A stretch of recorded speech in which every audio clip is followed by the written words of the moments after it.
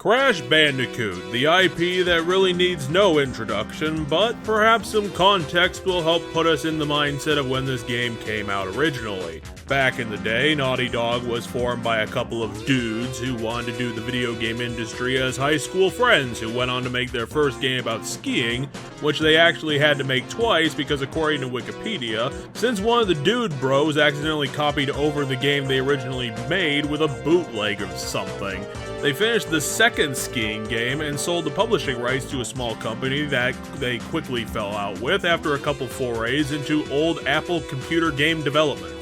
Their fledgling company was picking up speed with a couple more games published by EA, and one got stuck on the Genesis, opening themselves up to console gaming. With their newfound experience, the Dude Bros company sat down for a good year or so, and with the help of some new collaboration, finished a test build of the original Crash Bandicoot, showed it to Sony, who signed on to publish the game almost immediately. Crash Bandicoot was born at the perfect time to give him and Naughty Dog a shot at stardom on the console market of 1994. A few years ago, in order to keep up with their rival, Sega had released their 2D platformer Sonic the Hedgehog in order to make a better platformer than anything that stuck-up Mario could ever hope to put on the market. And with the whole attitude bent that Sonic was bringing to the market, that helped make its name and its charm. Sonic had ended up being in the position as Sega's flagship franchise, and so descended the copycats that helped to spur on the mascot platformer craze that hit the console market in the mid-90s.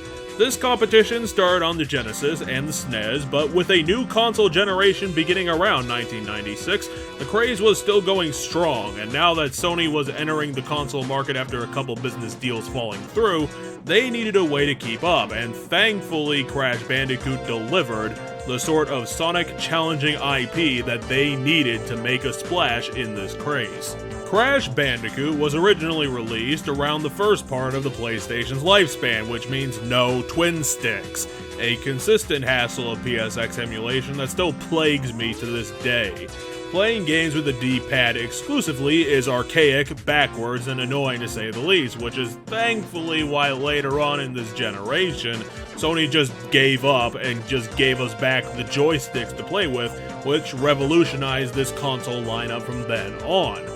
This doesn't mean that Crash Bandicoot is impossible to play, but it is going to be a mental ratcheting to get on the same playing field as the game itself, due to when it was launched and what the technology was. It also means that this game doesn't get the benefits of later PlayStation CD tech. There are no FMV cutscenes, no massive sprawling map or orchestrated music, because there are no multiple discs for this game. It frankly doesn't need any of that stuff because it's aiming to be really cartoonish, but that doesn't get it away from feeling like an old-ass game. It's just the times, and Crash Bandicoot was launched in 1994.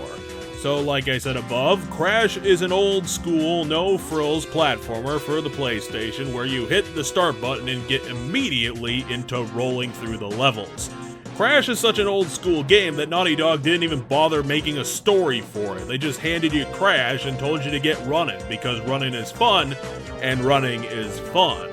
Since Naughty Dog isn't distracted with the ancillary designs of other video games and adding in a bunch of production value things, they get straight onto the gameplay and add in a bunch of gimmicks to help liven up the experience, since Crash, even in his original outing, wasn't just all about running through 2D and 3D levels. Just within the first 3 levels, the player is already introduced to Crash's patented chase levels, where he's either getting chased by a giant boulder and has to make split-second jumps to get away from traps left behind by a bunch of jerks, or he has to do something similar in the other direction by making a silly face, startling a wild warthog, and getting dragged along for the ride. Crash Bandicoot feels like such an innovative game because throughout the entire experience it's experimenting with different perspectives and putting the platformer in forwards and backwards gears, and not a lot of franchise's early days were doing crazy stuff like this. And it really does give Crash Bandicoot a flavor all of his own, especially with the motif that the game has around all this gameplay.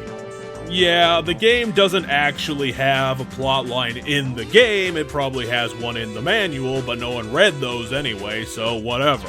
But what the game does have are the level themes and the game's motif, which centers around the beach bum lifestyle. Crash Bandicoot is designed to be a sillier and cartoony character who's kind of strong and kind of dumb, has a magical tiki mask friend to help him along the way, all the while he's running into dangerous wild animals and plants that want to eat him constantly, some island natives that bug him. And then you've got the clone army of scientists throughout the whole game, who's working with the invading force of Neocortex, who you meet right at the end of the game, who's smashing Crash's island to bits for shits and giggles. Some of the levels have you going through pyramids, caves, and factories around the island, and in its own weird way, the levels themselves help to tell the story of what's going on with Crash's island as you progress through the game, and help to give the player some idea of what the villain's motives are, even if the airship at the end is a total wild card out of the blue.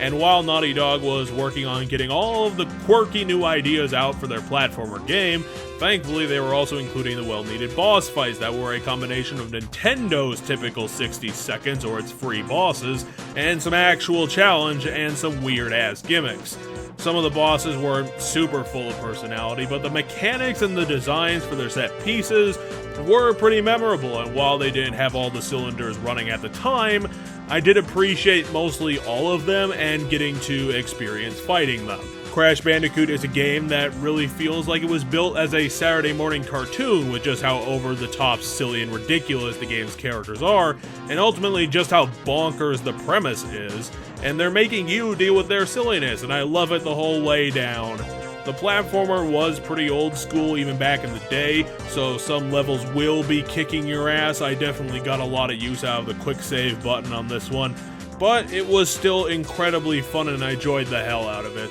The thing about Crash Bandicoot was that it hit at the perfect time, and Naughty Dog spent the right amount of time on it to get it working and marketable without needing to devote all of the resources into making such a bonanza out of the box immediate 10 out of 10. When this game originally came out, I'm not sure if it was a mid-tier game, but it certainly feels like one. Yet it also feels more like the guinea pig game, the Mario Party sort of video game where the creators don't spend any time on adding in a story or a narrative, and just focus primarily on getting all of the gameplay varied and working as it should. Getting that difficulty curve rightly curved, and I can respect that since these games mostly feel like successful proofs of concept, and from seeing this game it's easy to see how Naughty Dog was able to get a trilogy out for this character in under 4 years on the PlayStation. There was a ton of potential in this kooky ass character they had made,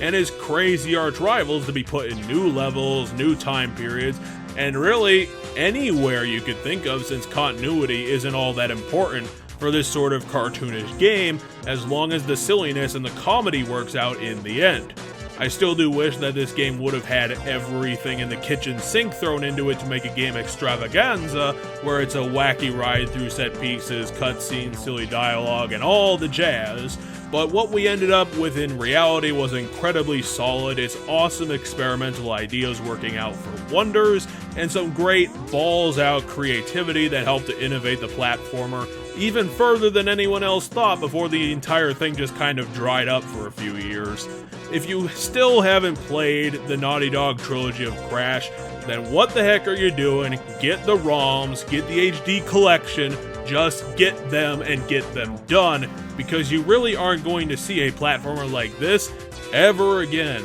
especially since Activision is just going to Activision everything until it's officially buried once again. Well, for what it's worth in the now, here's the final scoreboard. And I'll wish you all out there viewing this a victory for gamers, because you all deserve it. Thanks for watching.